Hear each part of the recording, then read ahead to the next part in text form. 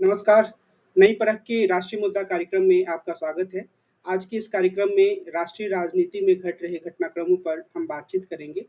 दिल्ली में एक विशेष तरह का घटनाक्रम हुआ है और जिसमें कि जो राज्यपाल हैं, उपराज्यपाल उनकी शक्तियाँ फिर से वापस की गई हैं।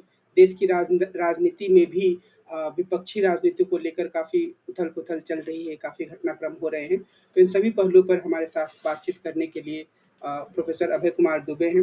अभय सर नमस्कार। अ, नमस्कार। आज की बातचीत की शुरुआत मैं दिल्ली की में हो रहे घटनाक्रम पर ही से ही करूँगा। जो सर्वोच्च न्यायालय का निर्णय आया था उसके बाद सरकार ने अध्यादेश का सहारा लिया और एक बार फिर से जो चुनी हुई सरकार है उसकी शक्तियों में कटौती कर दी। और अभी जो स्थिति है वह एक तरीके से दिल्ली के सरकार को पूरी तरीके से केंद्र सरकार की जो नौकरशाही है उस पर निर्भर बना दे रही है। तो इस पूरे घटनाक्रम को संघवाद और मौजूदा राजनीति के संदर्भ में आप कैसे देखते हैं? देखिए, दिल्ली के मसले पर जो सुप्रीम कोर्ट का फैसला है, मुझे लगता है कि उस फैसले के बाद में दिल्ली सरकार से उसके अधिकार छीनना केंद्र सरकार के लिए थोड़ा मुश्किल होगा। हालाँकि केंद्र सरकार ने उसकी पूरी कोशिश की है। उन्होंने एक अध्यादेश जारी करके एक उच्चाधिकार संपन्न कमेटी बना दी है, जिस कमेटी के अंदर 2 बड़े अफ़सर होंगे और कहने के लिए उस कमेटी की चेयरमैनशिप मुख्यमंत्री के पास होगी, अरविंद केजरीवाल के पास होगी, लेकिन 2 अफ़सरों को उनके ऊपर वीटो का अधिकार होगा, निषेधाधिकार का अ, मौका होगा उनके पास। यानी वो जितना ज जब जब मन चाहेगा तब वो अरविंद केजरीवाल की बात मानेंगे और जब नहीं मन चाहेगा तो उनकी बात को वीटो कर देंगे। उसके बाद में ज़ाहिर है कि आम आदमी पार्टी की सरकार भी इसके खिलाफ सुप्रीम कोर्ट में जाएगी। उधर सरकार पहले से ही सुप्रीम कोर्ट में चली गई है। जो 5 सदस्यों की संविधान पीठ थी, उसके फैसले की पुनर्समीक्षा के लिए। तो ये पूरा मसला कानूनी लड़ाई के दायरे में चला गया है और उस कानूनी लड़ाई के दायरे में पहली नज़र में दिल्ली की आम आदमी पार्टी सरकार का पलड़ा भारी लगता है। क्योंकि पहले से ही 5 जजों की संविधान पीठ ने उसके पक्ष में फैसला दे दिया है।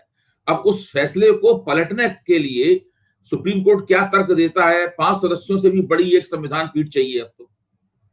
तो वो ही उस फैसले को पलट पाएगी। तो ये सब काफ़ी मुश्किल है केंद्र सरकार के लिए इस मसले में जीत हासिल करना। लेकिन केंद्र सरकार ने सुप्रीम कोर्ट के फैसले के बाद हार ही नहीं मानी है और वो अपनी तरफ से अध्यादेश का भी सहारा ले रहे हैं और अदालत में भी जा रहे हैं। देखिए, आर जगन्नाथन हैं, जो कि एक तरह से दक्षिणपंथी बुद्धिजीवी हैं। उन्होंने अपने एक लेख में लिखा था कि सुप्रीम कोर्ट का ये फैसला जो है वो बीजेपी के लिए एक सबक है कि वो अपने संकीर्ण राजनीतिक उद्देश्यों की पूर्ति राज्यपालों और उपराज्यपालों के ज़रिए नहीं कर सकते। अगर उन्हें करना है तो वो कानून बनाएँ और या अध्यादेश लाएँ। तो सरकार वो ही कर रही है। अगर अध्यादेश का मामला सफल नहीं हुआ तो सरकार इस हद तक जा सकती है कि वो संसद में कानून बनाए, बिल लाए, विधेयक लाए और उसके ऊपर संसद में बहस होगी। तो उस बहस से बचने के लिए अध्यादेश के रास्ते का सहारा लिया गया है। लेकिन जिस तरह के हालात हैं, उस हालात से मुझे नहीं लगता कि इसमें केंद्र सरकार का पक्ष जो है वो मजबूत है और उसमें केंद्र सरकार को मुश्किल का सामना करना पड़ेगा। हो सकता है उसे मुँह की भी खानी पड़े, क्योंकि सुप्रीम कोर्ट का जो फैसला है, वो बड़ा मजबूत किस्म का फैसला है। उस फैसले से बचना केंद्र सरकार के लिए मुश्किल है। एक बात बार-बार कही जाती है कि जो समस्या हुई वो अरविंद केजरीवाल के मुख्यमंत्री बनने के बाद ही हुई। पहले शीला दीक्षित थीं और उस समय अटल बिहारी वाजपेयी की सरकार थी तो वो सही तरीके से काम चल पाता था। मुझे कई बार लगता है कि इसका कारण ये है कि राजनीतिक रूप से शायद केजरीवाल को खतरे के रूप में भारतीय जनता पार्टी देखती है और शीला दीक्षित को उस तरीके से वाजपेयी खतरे के रूप में नहीं देखते थे। आप इसे कैसे देखते हैं? देखिए, भारतीय जनता पार्टी का एक सिद्धांत है, जो अघोषित सिद्धांत है और वो सिद्धांत है शत प्रतिशत भाजपा। चप्पे-चप्पे में भाजपा, वो लोग अपने आपसी तौर पे कहते हैं। वो किसी और राजनीतिक शक्ति को पनपते हुए देखना नहीं चाहते। भले ही उस राजनीतिक शक्ति ने कब अतीत में बहुत सारी क्षेत्रीय शक्तियाँ हैं, जिससे भारतीय जनता पार्टी के अच्छे ताल्लुक रहे हैं और वो भारतीय जनता पार्टी को आगे बढ़ने में उनकी मदद भी रही है। जैसे नीतीश कुमार हैं, जैसे अकाली दल है, जैसे कि शिवसेना है, जैसे कि बीजू जनता दल है। ये सारी की सारी पार्टियाँ, यहाँ तक कि टीआरएस, सभी पार्टियों से ममता बनर्जी, सब कभी न कभी भारतीय जनता पार्टी के साथ गठजोड़ में रही हैं और राष्ट्रीय जनतांत्रिक गठजोड़ के ज़रिए भाजपा ने अपना जो विकास किया है, जो विस्तार किया है अपना, उसमें सब ताकतों का योगदान रहा है। लेकिन आज इनमें से कोई भी ताकत भाजपा के साथ नहीं है। सबके साथ भाजपा की लड़ाई हो रही है, क्योंकि भारतीय जनता पार्टी कहती है 100% भाजपा, हम किसी के लिए कोई गुंजाइश नहीं छोड़ेंगे। और उस 100% में पंचायत से लेकर और संसद तक के चुनाव शामिल है। संसद, पंचायत से लेकर संसद तक की सत्ता शामिल है। सत्ता के हर मुकाम पर वो अपना कब्जा चाहती है, और जिन क्षेत्रों में उसे लगता है कि वो चुनाव लड़कर नहीं जीत सकती, वहां वो दूसरे तरीके से सत्ता का इस्तेमाल करना चाहती है। क्योंकि दिल्ली में वो आम आदमी पार्टी को विधानसभा में चुनाव लड़के नहीं हरा सकती, क्योंकि ममता बनर्जी को पश्चिम बंगाल में चुनाव लड़के नहीं हरा सकती, क्योंकि स्टालिन को तमिलनाडु में चुनाव लड़के नहीं हरा सकती, क्योंकि पंजाब में वो तीसरे नंबर की भी पार्टी, तीसरे चौथे नंबर की पार्टी है भाजपा, उसकी सत्ता में आने की कोई संभावना नहीं है। इसलिए हर जगह वो राज्यपालों का इस्तेमाल करके ऐसी जगहों पर सत्ता की एक समानांतर संरचना खड़ी कर रही है। दिल्ली में उसको विशेष रूप से इसका मौका प्राप्त था, क्योंकि दिल्ली जो है वो पूर्ण राज्य नहीं है, और वहां के उसमें जो नियम है उसमें लिखा हुआ है कि दिल्ली के जो उपराज्यपाल होंगे वो दिल्ली के प्रशासक होंगे। तो जैसे ही नए उपराज्यपाल आए, वैसे ही उन्होंने अरविंद केजरीवाल से कहा है कि वो तो मैं तो प्रशासक हूँ। तो अरविंद केजरीवाल ने उनसे कहा कि भाई सुप्रीम कोर्ट कह चुका है कि आपको हमारी राय लेनी चाहिए। उन्होंने, सुप्रीम कोर्ट ने अपने कुछ ऑब्जर्वेशंस दिए थे, कोई आदेश थोड़ा पारित किया था सुप्रीम कोर्ट ने। हमारा मन होगा तो हम मानेंगे, नहीं मन होगा तो नहीं मानेंगे। लेकिन अब सुप्रीम कोर्ट ने आदेश पारित कर दिया। अब सुप्रीम कोर्ट की 5 सदस्यीय संविधान पीठ ने फैसला दे दिया है। इसलिए उसके बाद से उपराज्यपाल महोदय अपने घर में बैठे हुए, उनकी अति सक्रियता जो थी वो समाप्त हो गई। अब तो बाहर भी नहीं निकलते वो अपने बंगले से। तो ये स्थिति है।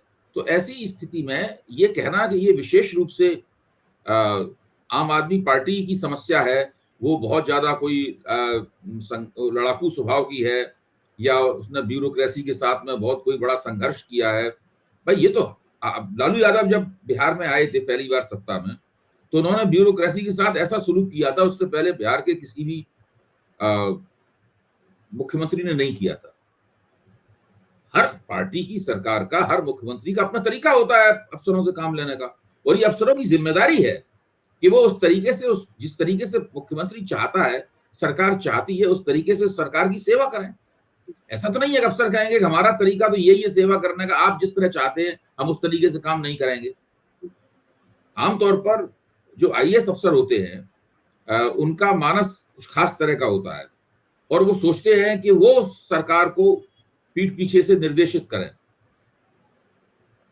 उनके निर्देशन पर सरकार, आम आदमी पार्टी सरकार ने चलने से इनकार कर दिया, तो उसकी बड़ी शिकायत की सरकारों ने। जो एक शैलजा है, जो पहले दिल्ली की मुख्य सचिव रह चुकी हैं, और तो उन्होंने इंडियन एक्सप्रेस में लिख के कहा भी है कि जब से आम आदमी पार्टी सत्ता में आई है, तब से अफसरों को लगता है कि उनको लगातार धमकाया जाता है, उनसे जबरदस्ती सब काम करवाए जाते हैं, और वो उनको अपमानित किया जाता है, उनको तिरस्कार किया जाता है। इस प्रकार की उन्होंने अपने लेख में शिकायत भी की थी, और उसका जवाब आम आदमी पार्टी के एक प्रवक्ता ने उतना ही बड़ा और अच्छा सा लेख लिखकर इंडियन एक्सप्रेस में दिया भी था।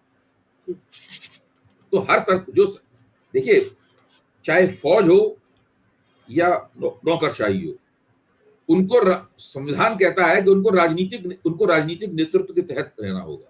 राजनीतिक नेतृत्व जनता चुनकर भेजती है, सीधा सीधा उसूल है, जनता चुन के भेजती है। आप ये शिकायत नहीं कर सकते इस राजनीतिक नेतृत्व का रवैया पिछले राजनीतिक नेतृत्व के रवैये से अलग तरह का है, इसलिए हम इसकी बात नहीं मानेंगे, ऐसा आप नहीं कह सकते।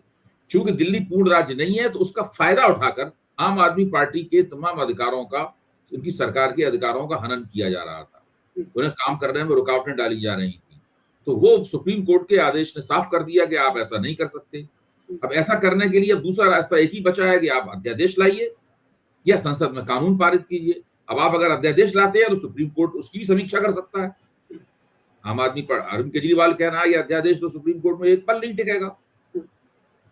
तो देखिए, अब ये तो कानून की लड़ाई लड़ रही है। और देखिए, इससे पहले दिल्ली के किसी भी मुख्यमंत्री ने अपनी राजनीतिक स्वायत्तता का दावा नहीं किया है, वो मिलजुल कर काम चलाते रहे। जो दावा कर रहा है वो संघर्ष कर रहा है उसके लिए, और उसको मिल भी रही है। भाई अगर शीला दीक्षित अदालत में जाती तो अदालत उनके पक्ष में यही फैसला देती अगर मदन लाल खुराना और साहिब सिंह वर्मा अदालत में जाते तो उनके पक्ष में ही फैसला आता, लेकिन उन लोगों ने ऐसा करना स्वीकार नहीं किया। वो अब दूसरे दर्जे की हैसियत उन्होंने स्वीकार कर ली। अरविंद केजरीवाल ने स्वीकार करने से इनकार कर दिया। जो बंदा लड़ता है वो पाता है। बिल्कुल, बिल्कुल। जी। इससे अलग मुद्दे पर मैं आपका ध्यान दिलाना चाहूँगा, जो कि सिद्धारमैया मुख्यमंत्री बने और वहाँ पर जो विपक्षी नेताओं का जमवाड़ा हुआ, उसमें से कुछ नेताओं को आमंत्रित नहीं किया गया। कुछ तृणमूल कांग्रेस ने अपने दूसरे सांसदों को भेजा, उस उनके अध्यक्ष वहाँ नहीं गए। तो इस पूरी प्रक्रिया में जो विपक्षी एकता का ताना-बाना है, उसको किस रूप में आप बनते हुए देख रहे हैं? देखिए, विपक्षी एकता कैसे हो सकती है, इसके ऊपर तो कर्नाटक चुनाव के बाद ममता बनर्जी ने जो वक्तव्य दिया है, मैं उसको बहुत महत्व देता हूँ। ममता बनर्जी के वक्तव्य का सार तत्व यह है कि जिसका जहां दबदबा है, जो जहां जीतने और भाजपा को चुनौती देने की स्थिति में है, उसके खिलाफ कोई दूसरा उम्मीदवार न खड़ा करे। अब ये एक ऐसा फार्मूला है जिस फार्मूले पर विपक्ष को सोचना चाहिए। जहां कांग्रेस का दबदबा है, वहां कांग्रेस अपने उम्मीदवार खड़ा करे और दूसरे लोग वहां पे उम्मीदवार ना खड़ा करें। लेकिन जहां दूसरी पार्टियों का दबदबा है, वहां कांग्रेस अतीत में वो चूंकि बहुत दबदबे वाली पार्टी थी, इसलिए इस नाम पर वहां पे अपने अपने उम्मीदवार ना खड़े करें। तो ममता बनर्जी वाला फार्मूला है, वही सही फार्मूला है। कौन किसको कहां बुलाता है, कौन कहां जाता है, इन सब चीजों का कोई महत्व नहीं है। जी। एक और चीज़ है जो थोड़ी इससे अलग है कि हमारे देश के जो नेतागण हैं, वो विदेश में जाकर एक मान्यता हासिल करने की काफ़ी कोशिश करते हैं। जैसे आज दिन भर मीडिया में एक खबर चली कि बाइडेन ने मोदी से कहा कि आप बहुत लोकप्रिय हैं और लोग आपके डिनर पास पाने की कोशिश कर रहे हैं। हालाँकि इसकी कोई पुख्ता जानकारी नहीं है, ऑफ़िशियल स्टेटमेंट के रूप में नहीं था। फिर राहुल गांधी का भी ये है कि वो 30 तारीख को जाकर वहाँ पर न्यूयॉर्क में एक सभा को संबोधित करेंगे एनआरआई लोगों की। तो इस पूरी जो जो ये प्रक्रिया है कि विदेश से मान्यता प्राप्त करना और ये भारतीय राजनीति में जो एक पूरा एक स्वरूप उभर कर सामने आया है कि देश से ज़्यादा आप विदेश से मान्यता हासिल करना चाहते हैं, तो उसको आप कैसे देखते हैं? देखिए, मेरी निगाह में इसका कोई महत्व नहीं, मैं तो इस पर विचार भी नहीं करता। नरेंद्र मोदी के नाम पर कितनी भी विदेश में बल्ले-बल्ले होती रहे, उससे कोई फ़र्क नहीं पड़ता। देश के अंदर उनकी लोकप्रियता कितनी है, उनकी साख कितनी है, इससे फ़र्क पड़ता है। ये तो बाइडेन आए, उन्होंने नरेंद्र मोदी से हाथ मिलाया, उन्हें गले लगा लिया, ये फ़ोटो अपॉर्च्युनिटी है। ज़ेलेंस्की के साथ बैठे हुए वो बात कर रहे हैं, ये सब फ़ोटो अपॉर्च्युनिटी है। उसके नाम पर उनकी यहाँ पे मीडिया कितनी भी बल्ले-बल्ले करे, उससे कोई फ़र्क नहीं पड़ता। असली मसला ये है कि देश में उनकी सरकार कैसे काम कर रही है। असली मसला ये है कि राहुल गांधी की पार्टी की राजनीति क्या है, वो किस तरीके से अपनी पेशबंदी कर रही है, वो भाजपा का जो नैरेटिव है, भाजपा जो कहानी इस देश की जनता को सुना रही है, भाजपा फील गुड कहानी सुना रही है। भाजपा कह रही है सब कुछ बढ़िया है, देश लगातार प्रगति कर रहा है और सब हर मामले में विश्व गुरु बनने की तरफ बढ़ रहा है, अर्थव्यवस्था 5 ट्रिलियन इकोनॉमी की तरफ बढ़ रही है और सारी दुनिया के बड़े-बड़े नेता नरेंद्र मोदी की वाहवाही कर रहे हैं, उन्हें अपने गले लगा रहे हैं, उन्हें महान लोकप्रिय नेता दे रहे हैं। तो पूरा का पूरा ये एक फील गुड नैरेटिव है। इस फील गुड नैरेटिव को कांग्रेस कैसे पंक्चर करेगी? कर्नाटक में उसने पंक्चर किया, हिमाचल प्रदेश में उसने पंक्चर किया। सवाल ये है क्या कांग्रेस छत्तीसगढ़ में भी जहां उसकी सरकार चल रही है और एंटी इनकम्बेंसी कांग्रेस खिलाफ होगी, ये काम कर पाएगी? क्या राजस्थान में जहां कांग्रेस की सरकार है तो एंटी इनकम्बेंसी उनकी होगी, क्या वो काम कर पाएगी? क्या मध्य प्रदेश में जहां एंटी इनकम्बेंसी भाजपा सरकार के खिलाफ होगी, क्या कांग्रेस कर्नाटक को दोहरा पाएगी? ये मुद्दे महत्वपूर्ण है। तेलंगाना में कांग्रेस क्या करेगी? तो ये सब चीजें महत्वपूर्ण है, हमें ध्यान इसके ऊपर देना चाहिए। ये बाहर जो हो रहा है, ये कुछ मुझे नहीं लगता कि इसका कोई भारत की राजनीति के लिए कोई विशेष महत्व है। मीडिया में सब चीजें बहुत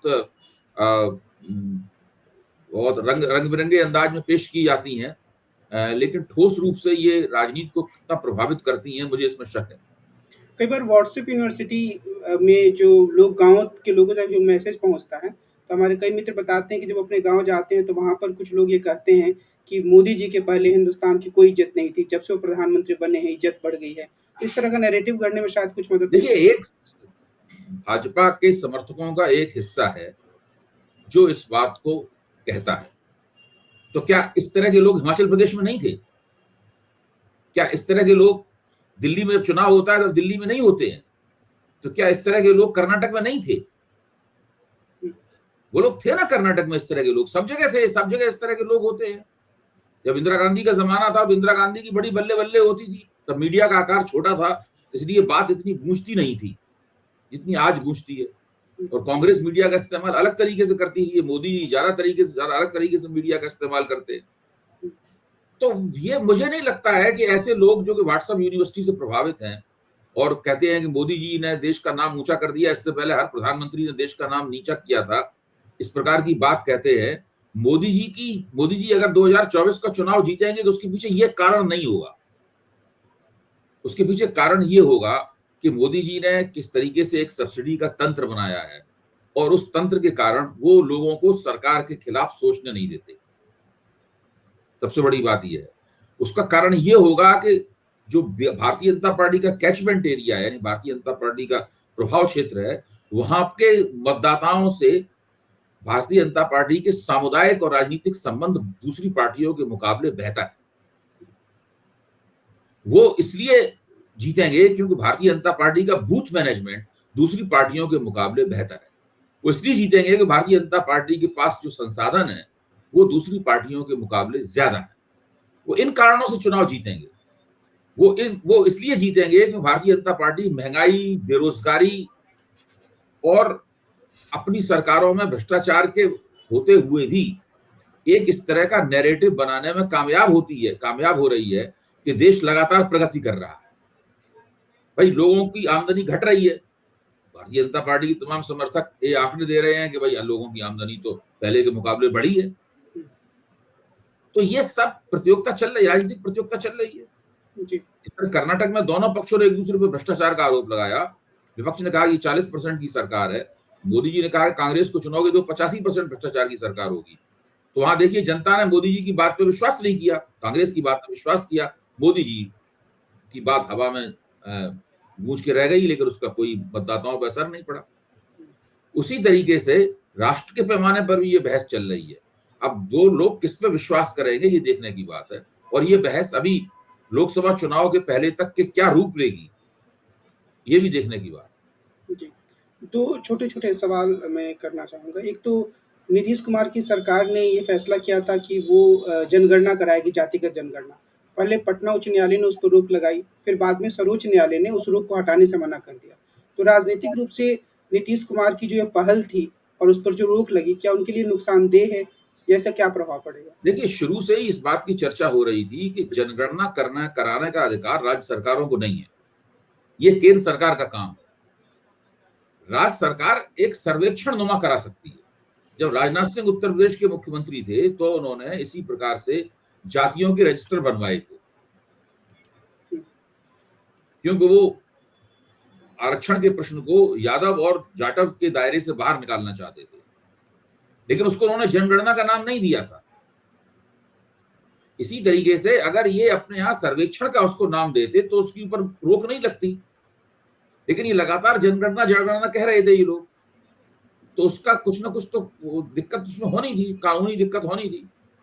ये इसको जनगणना कह ही क्यों रहे हैं? ये तो आंकड़े जमा, जनगणना के अलावा भी आंकड़े जमा करने के बहुत सारे तरीके होते हैं।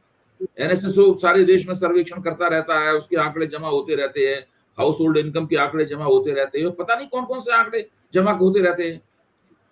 बिहार की राज्य सरकार अपने स्तर पर एक ऐसा सर्वेक्षण करा सकती थी जिसमें वो पता लगा लेती कि भाई पिछड़ी जातियों की संख्या क्या है और उनकी क्या आमदनी है और क्या उनके खर्चे हैं, उनके परिवार में क्या है क्या नहीं है वगैरह, कितने लोगों के पास रोजगार है, कितने लोगों के पास कितनी शिक्षा है, इसके वो आंकड़ों का पता लगाती और फिर उन आंकड़ों के आधार पर उसके राजनीतिक परिणाम निकलते। फिर अगर आप उसे जनगणना का नोमेनक्लेचर देंगे और उसकी उस श्रेणी में रखेंगे जनगणना में, तो फिर आपको उसमें मुश्किल होगी, उसमें उस काम को करने में दिक्कत होगी। अभी भी बिहार की सरकार अपने उस काम को जारी रख सकती है, बशर्ते वो उसको जनगणना कहना बंद कर दे, मुझे लगता है। और ये पिछले हफ्ते किरण रिजिजू का मंत्रालय बदला गया और वो 3-4 महीने में काफ़ी सक्रिय मंत्री थे। किसी को भी राष्ट्र विरोधी घोषित कर देना, किसी के बारे में कुछ भी बोल देना। तो वो जो उनका मंत्रालय बदला गया और एक मंत्री के रूप में जो उनकी भूमिका थी, खासतौर पे इस तरह के नेताओं की जो भूमिका हो जाती है कि बिल्कुल ही एक आक्रामक रूप से सरकार के विरोधियों की निंदा करना, तो उस संदर्भ में इस पूरे घटनाक्रम को आप कैसे देखते हैं? देखिए, किरण रिजिजू जो बोल रहे थे, मैं नहीं मानता हूं कि अपनी मर्जी से बोल रहे थे। ऐसा बोलने का उनको एक तरह का मैंडेट दिया गया था। उनसे उम्मीद थी सरकार को कि वो ऐसा बोलेंगे। वो इस सरकार के कुछ एक वाचाल मंत्रियों में से एक, और वो अपनी उस वाचालता का पूरा प्रदर्शन कर रहे थे। हुँ, अगर जब उन्होंने ये कहा था कि तमाम रिटायर्ड जज जो हैं वो उन्होंने देश विरोधी एक संगठन बना लिया है? तो फिर वो बात हम सब लोगों को बहुत बुरी लगी थी। लेकिन सरकार को उस वक़्त तक वो बात बुरी नहीं लगी थी। सरकार को वो बात तब बुरी लगी जब सरकार के पास ऐसा फीडबैक आया कि भाई ये सब इस तरह की बातों से बहुत नुकसान हो रहा है। तो उससे होने वाले नुकसान से बचने के लिए सरकार ने ये काम किया है। हुँ, ऐसी बात नहीं कि सरकार अपना कानून मंत्री के ज़रिए दबाव में नहीं लेना चाहती थी न्यायपालिका को। सरकार पहले भी दबाव में लेना चाहती थी, आज भी लेना चाहती है और आगे भी लेना चाहती रहेगी। अब वो ऐसे मंत्री को लाएगी जो इस काम को और बेहतर तरीके से करें। अब ये भी आप देखने की बात है, जब रविशंकर प्रसाद कानून मंत्री थे, तो बात समझ में आती थी, भई वो बहुत सीनियर वकील हैं, तो उनको कानून की बड़ी जानकारी है। तो ये एक विशेष ऐसा मंत्रालय है, इसमें विशेषज्ञता चाहिए। किरण रिजिजू को किस विशेषज्ञता के आधार पर मंत्री बनाया गया था? या अभी मेघवाल साहब हैं, उनको किस विशेषज्ञता के आधार पर मंत्री बनाया गया? वो तो रिटायर्ड सरकारी अधिकारी हैं। तो ये सब बातें भी देखने की हैं कि आप किस आदमी से क्या काम लेते हैं, और जब गलत आदमी को आप लगाएँगे, उससे वो काम लेंगे, तो उससे तो गड़बड़ियाँ उसमें होंगी। जी। तो आज की बातचीत को हम लोग यहीं विराम देते हैं और विशेष रूप से जो दिल्ली में केंद्र सरकार के द्वारा कदम उठाया जा रहा है, तो निश्चित रूप से ये दिखाता है कि उसके भीतर जो सहकारी संघवाद की बात प्रधानमंत्री करते हैं, उसको वास्तविक अर्थों में लागू करने की एक भावना नहीं है, एक चाह नहीं है। इसी कारण से वो सरकार, जो राज्य सरकार है, उसके अधिकारों का लगातार अतिक्रमण कर रही है। तो आज की बातचीत के लिए अभय सर आपका बहुत-बहुत धन्यवाद और नई परख के अगले अंक में हम मिलेंगे और एक अन्य मुद्दे पर विस्तार से चर्चा करेंगे। नमस्कार।